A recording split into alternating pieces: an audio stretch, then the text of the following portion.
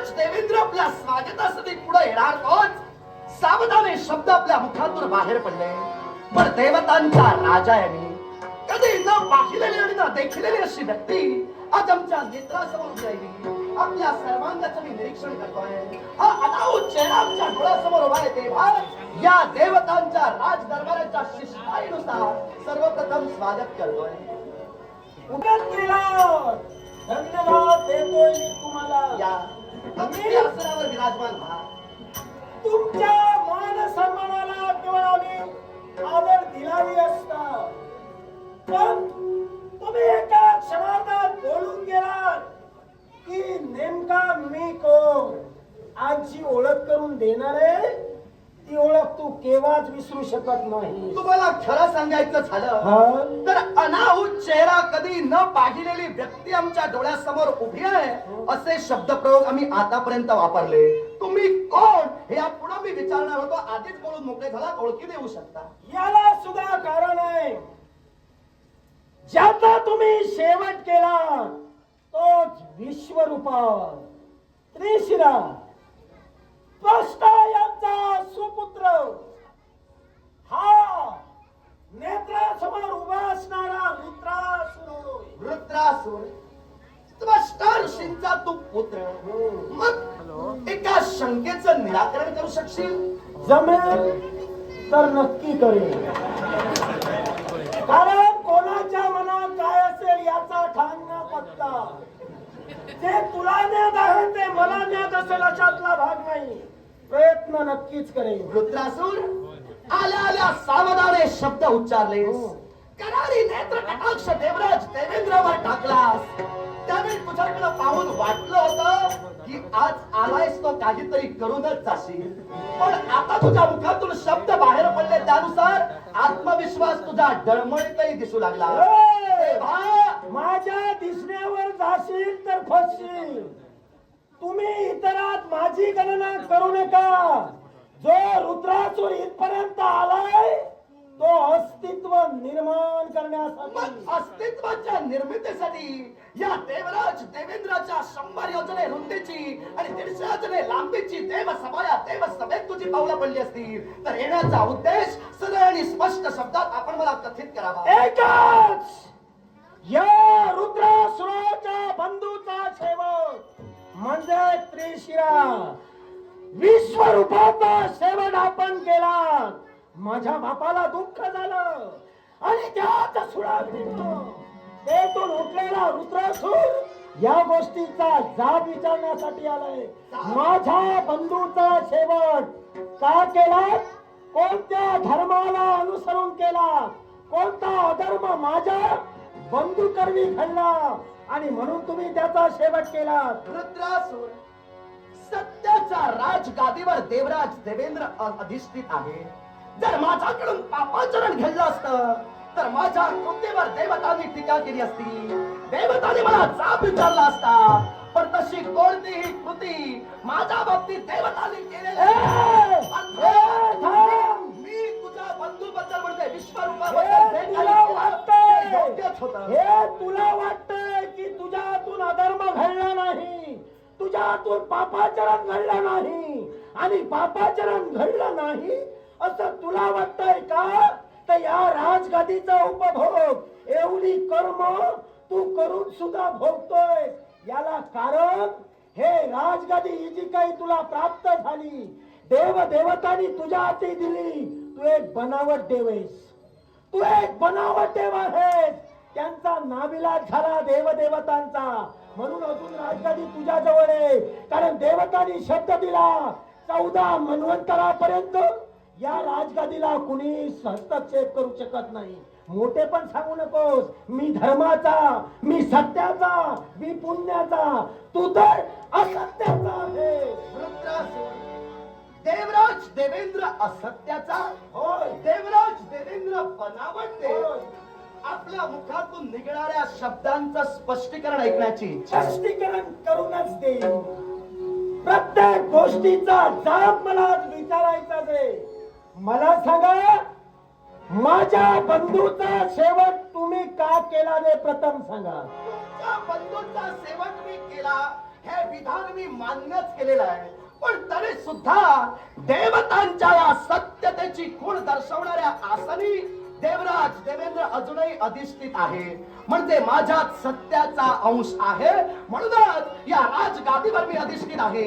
आता तुमचा जर मुद्दा असेल की तुमच्या बंधूंचा सेवक मी का केला, तर याही तुमच्या प्रश्नाचं मी उत्तर देतोय. हा विश्वरूप म्हणजे त्वष्टा ऋषी आणि त्यांची पत्नी म्हणजे रचना यांच्या कुशीकुलात या त्रिशिराचा जन्म झाला. जन्मताच त्याला 3 शिरा होती. 3 शिरा असल्या कारणानं त्या 3 शिरायोगे अखिल विश्व तो पाहू शकत होता. अखिल विश्व पाहू शकत असल्यामुळं त्याला विश्वरूप म्हणून या विश्वात ओळखलं गेलं. पण या विश्वरूपाचा सेवक देवराज देवेंद्रला नाईलाजानं करावा लागला. याच्या मुळाशी असणारं कारण, अरे या विश्वरूपाबद्दल मला स्वाभिमान होता, या विश्वरूपाबद्दल मला आदर होता, पण विश्वरूपानं माझ्याबद्दल केलेली खऱ्या अर्थानं अपराधाची ही खूण माझ्या प्राणाला बोधकी ठरली. आणि म्हणून माझा नजरेत जो अपराधी ठरला त्याचा मी सेवक केला. आता त्याचा अपराध कोणता ते आहे, या विश्वाच्या पाठीवर दानवांनी देवतांवर आक्रमण केली. दानवांनी देवतांवर आक्रमण करता क्षणी देवतांना अपयश येऊ लागलं. देवगुरु बृहस्पतींना याची विचारणा आम्ही केली. त्यावेळी देवगुरु बृहस्पती देवराज देवेंद्रला घेऊन ब्रह्मदेवांपर्यंत गेले. तुम्ही ब्रह्मदेवतांनी सांगितलं, देव हो, खऱ्या अर्थानं तुम्हाला दानवांवर जर का विजय मिळवायचा असेल तर चला चला या विश्वात यज्ञ कर्म करा. यज्ञ कर्मयोगे या विश्वात तुमची शक्ती वाढू शकते. कारण वेदशास्त्राचा नियम बोलतोय, देवानाम उत्तमम हवी आणि देवेभ्यो उत्तमम हवी. अर्थात हवीर्भाग ज्या देवतेनं ग्रहण केला त्या देवतेची शक्ती अधिकाधिक वाढत असते. अर्थात दानवांवर मात करण्यासाठी आणि देवतांची शक्ती वाढावी याच्यासाठी ब्रह्मदेवांच्या आज्ञेवरून मी खऱ्या अर्थानं यज्ञ आरंभित केला. या यज्ञाचं ऋत्विज पद खऱ्या अर्थानं स्वीकारत पौरोहित्यासाठी विश्वरूपाला मी आमंत्रित केलं. विश्वरूपाबद्दल मला स्वाभिमान होता, त्याच्या ज्ञानाची खऱ्या अर्थानं मला जाण होती, म्हणून पौरोहित्य मी त्याला दिलं. पण त्या यज्ञाचं पौरोहित्य स्वीकारत असताना तो विश्वरूप काय करत होता, तर देवतांच्या नावानं खऱ्या अर्थानं स्वाहाकार करत असताना एकाएकी त्याच्यात बदल झाला. आणि बदल होता क्षणी देवतांच्या नावानं अविर्भाव ग्रहण देवता करत होते, आहुत्या तो देत होता. पण देवतांचं नाव घेऊन स्वाहा हे शब्द उच्चारणारा विष्णू एकाएकी दानवांच्या नावानं समिधा अर्पण करू लागल्या. त्यामुळं खऱ्या अर्थानं दानवांची शक्ती प्रबळ होऊ लागली. देवतांची शक्ती वाढावी म्हणून या खऱ्या अर्थानं विश्वरूपावर मी विश्वास ठेवून त्याला पौरोहित्य दिलं. पण त्यानं माझ्या विश्वासाला जो तडा घातला त्याच्यासाठी मला त्याचा सेवक करावा लागला. वा, सुंदर बोलला. सुंदरच बोल. पण जे हवं होतं ते तुझ्यातच ठेविलंस आणि बोलला. मग तुला जे काय तुला काय वाटलंय माझ्याकडून काढून घ्यायचं, प्रत्येक गोष्टीचं तुला काय हवं ते मी बोलणार नाही. मी माझी बाजू स्पष्ट करत चालणार. आता तू काय घेऊन आलायस ते पुढं कर. तू आतापर्यंत बाजू मारतच गेलास, तुझी बाजू मांडतच गेलास. पण दुसऱ्याची बाजू सांगून स्वतःची बाजू जर का उभी केली असतीस तर खरा इंद्र शोभला असता. मग तू बनावट इंद्र मी का म्हणालो याला सुद्धा कारण आहे. मला सांग, निमंत्रित तू त्रिशिराला केलास, विश्वरूपाला केवळ त्या ठिकाणी बोलविण्याचं कार्य केलंस. पण त्या ठिकाणी बाजूला कुणाला केलंस? ज्या देवगुरु बृहस्पतीने देवतांचं गुरुत्व स्वीकारलं त्या देवगुरु बृहस्पतींना बाजूला केलंस का? तर ते तुझ्या सांगण्यावरून ऐकत नव्हते. तुला गुरु असे हवे जे तुझ्या बाजूने बोलतील. म्हणून केवळ बृहस्पतींना तू बाजूला केलंस आणि त्रिशिरा हा ज्ञानवंतच होता, त्यांना बसविण्याचं कार्य तू केलंस. मग मला सांग, तो ज्ञानवंत जर होता तर त्या ठिकाणी घडलेला प्रमाद तुम्हा देवतांना का कळला नाही? दुसरी गोष्ट, माणूस हा वास्तवावर जगणारा आहे, माणूस हा वास्तववादी आहे. ज्याप्रमाणे वास्तव आहे त्याप्रमाणे कृती करण्याचं कार्य मानव करतोय. मान्य आहे का? तुझं पूर्ण झालं का? मग ते जर का तुम्हाला मान्य असेल तर ज्या माझ्या त्रिशिरानं केवळ मंत्र देण्याचं कार्य, आविर्भाव देण्याचं कार्य दानवांना केलं. मग त्या ठिकाणी त्याला आज्ञा करणारे 2 राक्षस ब्राह्मण स्वरूपात आले. तुम्ही जर देव होतात, तुम्हाला जर भविष्य कळत होत, तर तुम्हा देवतांना ते ब्राह्मण राक्षस आहेत हे का कळले नाही? या एका गोष्टीसाठी तुम्हाला बनावट इंद्र म्हटलं आहे सगळे. त्या अजून बरंच काही आहे सांगणार आहे, मग पण टप्प्याटप्प्यानं. मग ठीक, तुझ्या प्रत्येक टप्प्यावर तुझ्या खऱ्या अर्थानं प्रत्येक विधानाचं खंडन करण्यासाठी देवराज देवेंद्र उभा आहे. आता तुझ्या मुखातून शब्द बाहेर पडले. 2 राक्षस हे ऋषीचं खऱ्या अर्थानं ऋषींचं रूप घेऊन त्या ठिकाणी उभे होते. मग ते आम्हाला का कळले नाहीत? मुळात तू कुठल्या संभ्रमाच्या विळख्यात अडकलास हे आता तुला माहीत. पण घडलेला खरा प्रसंग देवराज देवेंद्र तुला कथित करेल. आता तो कसा, तो नीट ऐक. तुझं वक्तव्य पूर्णविराम तुझा होईपर्यंत मी ऐकलेला आहे. तेव्हा माझा पूर्णविराम होईपर्यंत एकही शब्द आधी उच्चारू नकोस. ते सांगायची गरजच नाही. मग ऐक, तू बोल फक्त. या विश्वाच्या पाठीवर तू पहिला मुद्दा मांडलास की खऱ्या अर्थानं तुला जे तुझ्या बाजूला बोलणारे असतात ते गुरु हवे असतात. तेव्हा हे विधान तुझं परिपूर्णरित्या चुकीचं आहे आधी मी ठरवून जातोय.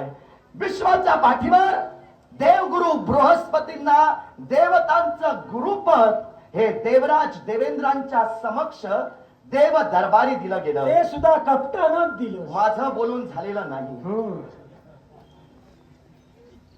भरल्या देवसभेत देवगुरु बृहस्पतींना देवतांचं गुरुपद दिलं गेलं. पण खऱ्या अर्थानं गुरुपदावरून मी देवगुरु बृहस्पतींना काही काळासाठी वंचित केलं होतं तुझ्या म्हणण्यानुसार. पण वंचित का केलं होतं याच्या मुळाशी सुद्धा कारण होतं. देवसभेत देवराज देवेंद्राची पावलं पडत होती. पण देवराज देवेंद्राची पावलं पडत असताना देवगुरु बृहस्पतींनी माझा केलेला अपमान आणि त्या अपमानानुसार समस्त देवतांसमक्ष देवगुरु बृहस्पतींना मी जाब विचारला. देवराज देवेंद्र देवतांचा राजा आहे, मग असं असताना तुम्ही माझा अपमान करण्यासाठी सिद्ध होतात. अर्थात देवगुरु बृहस्पतींना मी स्वतः त्यांच्या पदावरून काढून टाकलेलं नाही, तर त्यांनी साऱ्या देवतांच्या समक्ष आपली सूत्र त्या ठिकाणी ठेवली आणि देवसभेचा त्याग करून ते गेले. त्यावेळी देवतांनी प्रश्न उपस्थित केला, आता देवतांचं गुरुपद कोण भूषविणार? तेव्हा या विश्वरूपाला मी स्वतः पुढे केलं होतं आणि या विश्वरूपाला खऱ्या अर्थानं गुरुपद मी बहाल केलं होतं. अर्थात या विश्वरूपानं देवतांचं गुरुपद हे देवगुरु बृहस्पतींच्या अनुपस्थितीत सांभाळण्याचा प्रयत्न केला होता. अर्थात या विश्वरूपाच्या सूचनेनुसार, त्याच्या आज्ञेनुसार तो आमचा गुरु आहे म्हणून खऱ्या अर्थानं मी वागत होतो. पण ज्यावेळी यज्ञ कर्म खऱ्या अर्थानं देवतांच्या स्वाभिमानासाठी देवराज देवेंद्रानं आरंभलं, तेव्हा तुझ्या म्हणण्यानुसार तू आता बोलून गेलास. 2 राक्षस ऋषीवरांचं रूप धारण करून तिथे आले, ते आम्हाला का ओळखता आले नाही याच्या मुळाशी कारण होतं. हाच त्रिशिरा 3 शिरांनी युक्त होता. पण 3 शिरांनी युक्त असताना सुद्धा तो काय करत होता याची कदाचित तुला कल्पना नसेल, म्हणून हे तू बोललास. पहिल्या मुखातून हा त्रिशिरा वेद अध्ययन करत होता, वेदांचं आकलन करत होता. दुसऱ्या मुखातून हाच त्रिशिरा अन्न भक्षण करत होता आणि ब्राह्मण असून सुद्धा मदिरा प्राशन करत होता. आणि तिसऱ्या मुखातून जे वेद आकलन करत होते त्या वेदांच्या ऋचा तो खऱ्या अर्थानं पठण करत असताना दानव हे त्या वेदांची खऱ्या अर्थानं अवहेलना करत होते. तेव्हा त्या दानवांना सुद्धा तो संमती दर्शवत होता. त्यामुळं वेदांची कुठेतरी निर्भत्सना होत होती. ब्रह्मदेवांच्या मुखातून वेदांची निर्मिती झाली आणि वेदाच्या ज्ञानायोगे ही समस्त सृष्टी, या सृष्टीचं स्थैर्य अबाध्याबाद राखलं जात आहे. मग त्या वेदांची विटंबना दानव करत होते आणि त्यांना किंचितता सहकार्य हा खऱ्या अर्थानं त्रिशिरा करत होता. तेव्हा त्रिशिराची वेळोवेळी मी समजूत घातली, पण तो ऐकायला तयार नव्हता, ऐकायला तयार नाही. म्हणून खऱ्या अर्थानं साऱ्या देवतांना मी सांगितलं की खऱ्या अर्थानं वेदांचा उपमर्द होतोय, वेदांची अवहेलना या त्रिशिरा करणी होते. तेव्हा देव उत्तरले, काही काळासाठी याला संधी द्या. पण याच विश्वरूपानं काय केलं? देवतांच्या स्वाभिमानासाठी देवराज देवेंद्रानं आरंभलेला यज्ञ, या यज्ञात 2 ऋषीवरांना खऱ्या अर्थानं ते राक्षस होते त्यांना सामील करून घेतलं आणि त्या ऋषीवरांनी त्याच्या मनात बदल केला. तो सुद्धा कोणत्या रीतीनं? तर विश्वरूप हा खऱ्या अर्थानं त्वष्टा ऋषींचा जरी पुत्र असला तरी त्याची माता ही असुरच होती. त्याची माता म्हणजे रचना. हे कदाचित तुला माहित नव्हतं. अरे, हे माहित नाही, माहित नाही. माझं बोलून काय तुलाच माहिती आहे की का? निश्चितच मला माहित आहे. तुला जर माहित असतं तर तू बनावट इंद्र मला म्हटलंच अरे, आहे नसतं. असं. ऐक, माझं विधान आहे मी असं. पूर्ण करणार. माझं विधान मी पूर्ण करणार. ज्या अर्थी रचना ही असुर होती, असुर कन्या होती, त्या अर्थी त्या दोन ऋषीवरांनी त्याच्या मतात परिवर्तन केलं. मातेच्या स्वाभिमानासाठी झट. हा यज्ञ जर पूर्ण झाला तर तुझी माताच्या कुलात जन्माला आली ते कुल नष्ट होईल. अर्थात आमच्या स्वाभिमानासाठी ज्याला आम्ही पुरोहित म्हणून नेमला होता तो पुरोहित आमच्या विरोधात खऱ्या अर्थानं त्या यज्ञात स्वाहाकार टाकत होता. म्हणून त्याचा शेवट देवराज देवेंद्रानं केला. सांग मला, न्यायानं जर माझ्याशी बोलत असशील, धर्मानं जर माझ्या नेत्रासमोर उभा राहिला असशील तर यात देवराज देवेंद्रानं अधर्म काय केला आणि अधर्म काय केला त्या पलीकडे जाऊन देवराज देवेंद्र बनावट देव कसा, हे ठोस कारण तुझं काय ते पुढे कर. याला सुद्धा कारण आहे. तू काय म्हणालास? त्रिशिरा तीन शिरांचे होते. शिर तिसरं मारीलच की तिन्ही मारीलीस? तुला काय समजलं? तिसरा शिर मारीलच की तिन्ही मारीलीस? माझ्या प्रश्नाचं उत्तर हवं. मुळात तुझ्या प्रश्नाचं उत्तर जर द्यायचं झालं तर त्याची शिर ही मी मारलीच नाही. तू मारलीच नाहीस. तू मारलीच नाहीस. त्रिशिराची शिर म्हणतोय मी. मग कुणी मारली? ऐक सांगतो. आता तू काय बोलून गेलास? देवराज देवेंद्र म्हणजे मला हे माहित नाही, तुला हे माहित नाही, म्हणजे सगळं काही तुलाच माहित आहे. आता ठाम सांगतो, मला सांग. तुझ्यापेक्षा मला बरंच काही माहित आहे. ऐक ऐक, एक लक्षात ठेव. एक शिर मारला, दोन मारली की तीनही मारली ते आता तुला सांगतोय. देवराज देवेंद्रानं खऱ्या अर्थानं वेदांची निर्भत्सना करणारा हा त्रिशिरा, या त्रिशिराचा शेवट करण्यासाठी त्याच्यावर आपल्या हाती असणाऱ्या शस्त्रानं वार केला. पण त्या त्रिशिराची तीन शिरं, ही तीन शिरं पुन्हा साधली जात होती, पुन्हा साधली जात होती आणि त्या योगे त्रिशिरा पुन्हा पुन्हा जिवंत होत होता. तेव्हा एक सुतार, हा सुतार माझ्या डोळ्यासमोर मला दिसला. अर्थात त्या सुताराला मी हाताशी घेतलं आणि त्याला सांगितलं, मला तुझं सहकार्य हवंय. हा त्रिशिरा तीन शिरांनी युक्त आहे. अर्थात जोपर्यंत यांची शिरं अनभिन्न होणार नाही तोपर्यंत यांचा शेवट होणार नाही. तेव्हा त्याची शिरं मी मारली नाहीत, त्या सुतारानं त्याच्या तीन शिरांचं खंडन केलं. त्या पलीकडे जाऊन तो सुतार, ऐक, तो सुतार आधी मान्यता दर्शवत नव्हता, पण त्यानं सांगितलं माझी इच्छा जर तू परिपूर्ण करत असशील तरच तुझ्या खऱ्या अर्थानं मताला मी दुजोरा दर्शवेन. तेव्हा त्याला शब्द दिला. त्यानंतर त्यानं इच्छा प्रदर्शित केली. ती त्याची इच्छा कोणती होती तर या तुझ्या कार्यात देवराज देवेंद्र मी तुला सहकार्य केलेलं आहे. अर्थात माझं नाव लौकिक या विश्वात चंद्र सूर्य असेपर्यंत सतेज राहिला पाहिजे. तेव्हा त्या सुताराला मी महत्व दिलं. या विश्वाच्या पाठीवर यज्ञाचे अनेक प्रकार आहेत. जसा अश्वमेध यज्ञ आहे, उदाहरणार्थ अश्वाचा मेध केल्यानंतर म्हणजे अश्वाला मारल्यानंतर अश्वमेध पूर्ण होतो, तसा या विश्वात नरमेध यज्ञ सुद्धा आहे. नरमेध यज्ञ म्हणजे काय तर नराचं शिर ज्या यज्ञात मारिलं जातं त्याला नरमेध म्हणतात. अर्थात जो कोणी यापुढे नरमेध यज्ञ करेल त्या नरमेध यज्ञात हे तुझ्या नावानं खऱ्या अर्थानं शिरकमलाचा स्वाहाकार केला जाईल. हा एक खऱ्या अर्थानं महत्व त्या सुताराला ठेवलं. सांग मला, आता देवराज देवेंद्रने त्याची किती शिरं मारली ते मला सांग. सुतार आज्ञांकित कुणाचा होता? सुतार आज्ञांकित त्या क्षणी माझा होता. याचा अर्थ तुझ्या आज्ञेनं केलं. तुझ्या आज्ञेनं जर ते केलं, तिसऱ्या मुखाने वेदाची कुचेष्टा केली, थट्टा तिसऱ्या मुखानं केली, मग पहिल्या मुखानं त्याच्या मुखात काय निघत होतं? पहिल्या मुखातून खऱ्या अर्थानं वेदांचं पठण तो करत मग होता. जर का ते वेदांचं पठण करत होता, तिसऱ्या मुखानं वेदाची जर का स्तुती होत नव्हती आणि जर का पहिल्या मुखानं स्तुती होत होती तर पहिलं शिर मारणारा सुद्धा तेवढाच त्या असुराप्रमाणे पापी नव्हे का? हे तुझं मत झालं. पण जो वेदांची निर्भत्सना करत होता, देवतांच्या यज्ञ कार्यात जो खऱ्या अर्थानं कलुषितपणा निर्माण करण्याचा प्रयत्न करत होता, त्याचा शेवट होणं गरजेचं होतं. जर ती शिला एकत्र राहिली असती तर त्याचा शेवट झाला नसता. म्हणून मी केला. आणि ऐक, मी जे कृत्य केलं ते अधर्माचं तू म्हटलंस, पण मी जे कृत्य केलं त्याचा या विश्वाला फायदाच झाला. कारण देवराज देवेंद्राच्या लीला या विश्वात तसं कुणाला समजणार नाही आणि तुझ्यासारख्याला तर समजणारच नाही. तेव्हा ऐक, ऐक, सांगतोय माझं मी पाहिला नाही, तुझ्यासारखा देव मी पाहिला नाही. कसा पाहशील? याला माझ्यासारखा कारण देवच नाही. तू प्रथमच म्हणालास की देवतांचे देवगुरु बृहस्पती हे माझ्या आज्ञेनं आपलं पद भूषविण्यासाठी तत्पर ठरले. पण मला एक सांगशील, देवतांचे देवगुरु बृहस्पतीच का झाले? याला कारण होतं, पण त्याआधी मी केलेलं जे कृत्य होतं त्याचा फायदा विश्वाला कसा झाला हे सांगू की आता तिथंच ठेवू? नको, आधी हे सांग, माझं मला आवड. मग ठीक. तुझं नको. मग तुझं तेच खरं करण्यासाठी जर तू आलास तर हा अहंकारच आज तुझ्या नाशाला कसा कारणीभूत ठरतो? देवा तरी चालेल, पण ऐकूनच जाणार. मग ऐक, देवगुरु बृहस्पतीच देवतांचे राजा कसे झाले हा प्रश्न तू उपस्थित केला. राजा नव्हे, गुरु कसे झाले ते सांग. देवगुरु बृहस्पतीच देवतांचे गुरु कसे झाले हे तुला ऐकायचं आहे तर ऐक. देवतांचं गुरुपद रिक्त होतं. देवतांना कुणीतरी गुरुपद स्वीकारणारा तेवढाच विद्वान पंडित हवा होता. तेव्हा समस्त विश्वातील ऋषीवरांना सूचित केलं गेलं, देव सभेत यावं आणि प्रत्येक ऋषीवरांनी आपल्या ज्ञानाचं प्रकटीकरण देवसभेत करावं.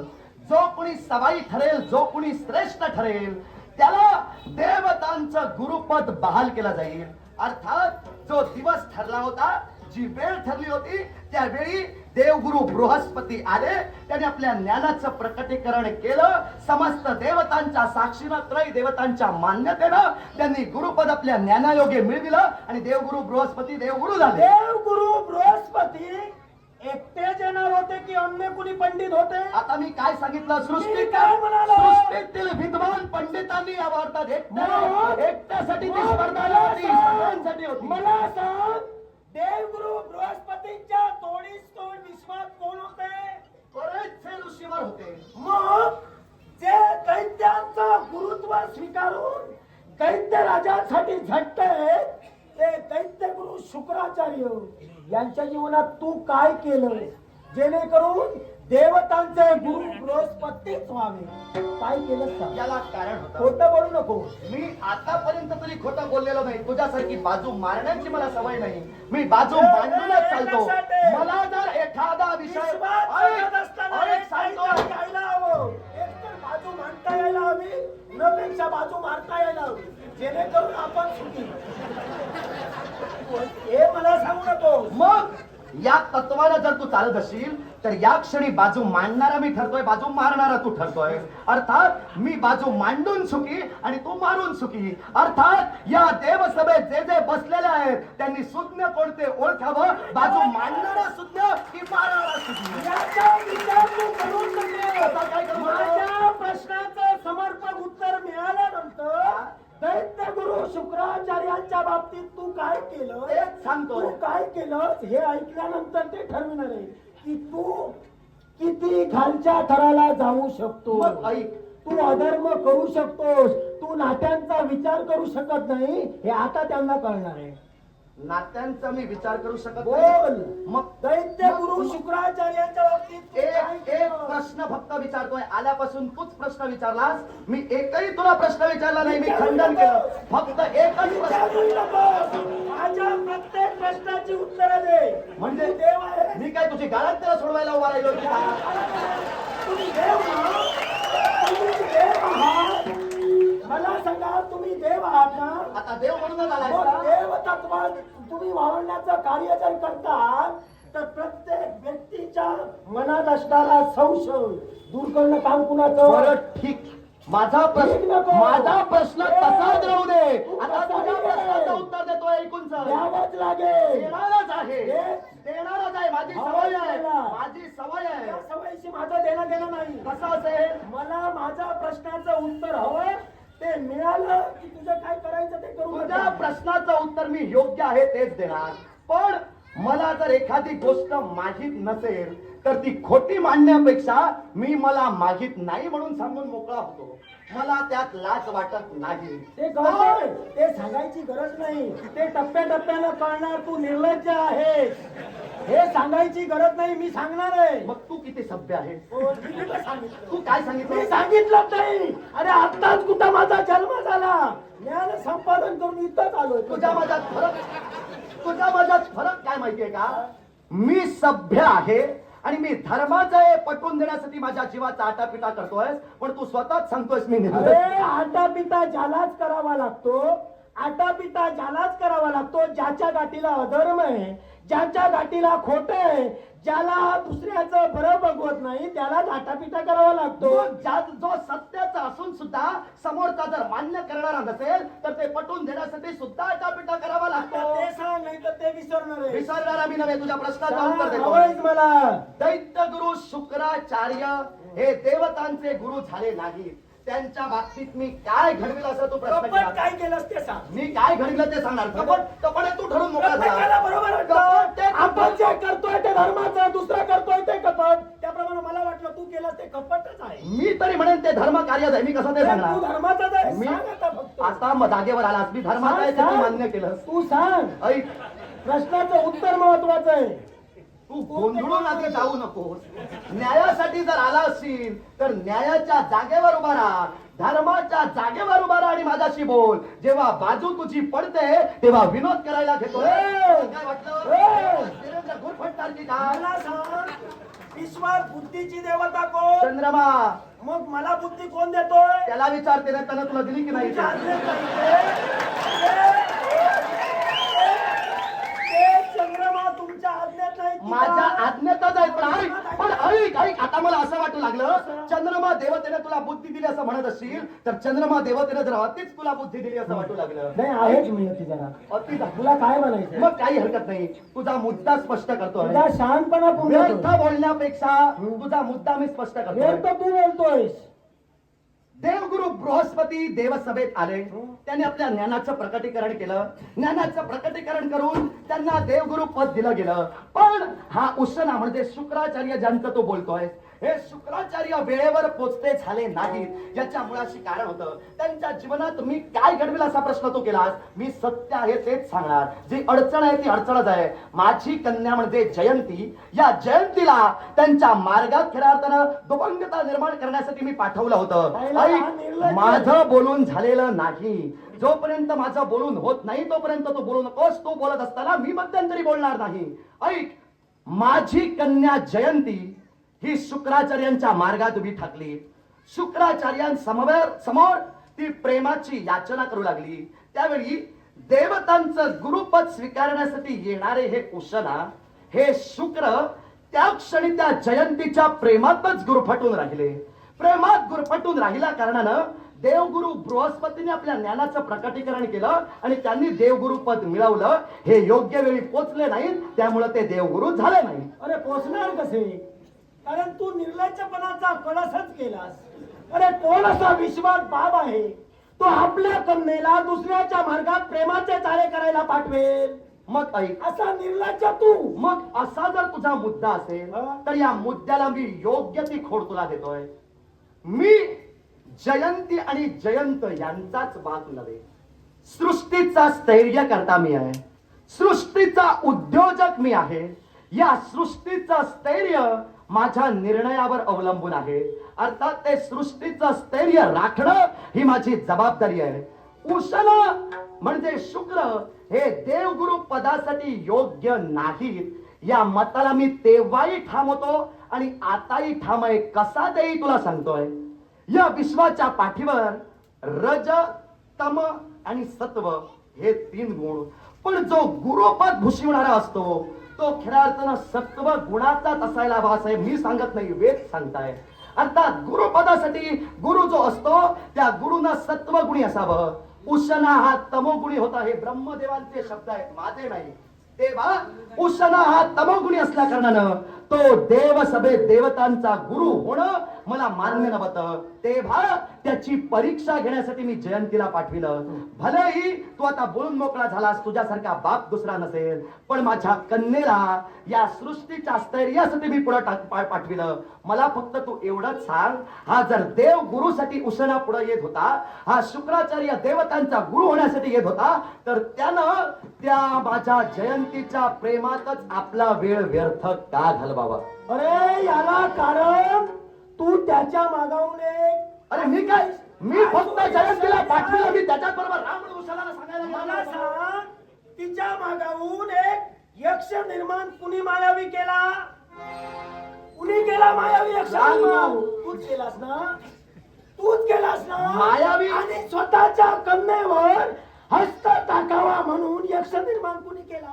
आणि त्याला वाचविण्याचं कार्य तो करत होता. त्याच्यात जर माणुसकी नव्हती तर त्यानं तुझ्या कन्येला वाचविलं असतं. मी तुला काय तू सांगितलं? काही सांगू नको. शुक्राचार्यात माणुसकी नव्हती असं मी सांगितलं का? तू तो तमोगुणी होता. योग्य नव्हता. तो- म्हणजे विश्वात काही बृहस्पती एकटाच तेवढा मनकरी होता की काय? जेवढे ऋषी आले, एकट्या देवगुरु बृहस्पतींनीच आपल्या ज्ञानाचं प्रकटीकरण केलं नव्हतं. ऋषी जे आले त्यांनी ज्ञानाचं प्रकटीकरण केलं होतं, पण देवगुरु बृहस्पती सवाई ठरले. माझा तुला प्रश्न काय होता? मी यक्षाला पाठवू दे न पेक्षा माझ्या कन्येला पाठवू दे आणि कुणाला पाठवू दे? हा जर देवतांचा गुरु या पदासाठी आपल्या निश्चयाला जर ठाम होता, तर आपला वेळ तिथं का व्यर्थ घालवत होता? त्याला जर माहित होतं की देवतांचा गुरु मला व्हायचं हे माझं ध्येय आहे, ते ध्येय मला गाठायचं आहे, तर माझ्या जयंतीनं त्याच्यावर अतिक्रमण केलं नाही. तो यायला पाहिजे मला होता. सांग, त्याच्या अंगी जर का ते गुण तुझ्या म्हणण्यानुसार न होते, तो योग्य न होता, तर विश्वात देवतांचं गुरुत्व देण्याची जबाबदारी कोणच्या हाती होती? 3 देवतांच्या हाती मग होती. 3 देवतांच्या जर हाती होती तर तो योग्य नाही. आणि तो योग्य नसेल तर त्याच्या मार्गात ज्या अर्थी तुम्ही संकट निर्माण केला, याचा जर तो योग्य होता, मग तुम्ही अयोग्य हो. तरी देवतांनी मी जयंतीला पाठविलं याचा मला जाब तर देवतांनी विचारला नाही.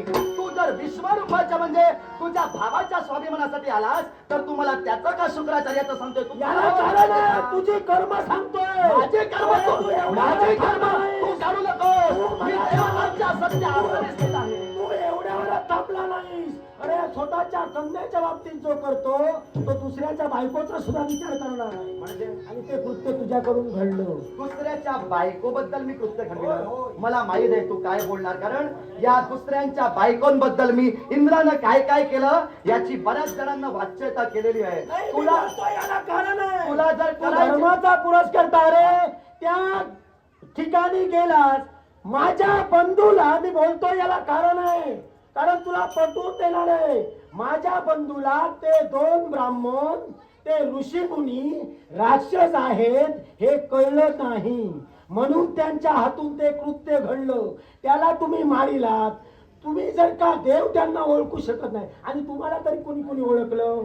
जाताना तुम्ही अहिल्याच्या महालात गौतम ऋषी बनून गेलात आणि येताना बोका बनून आलात.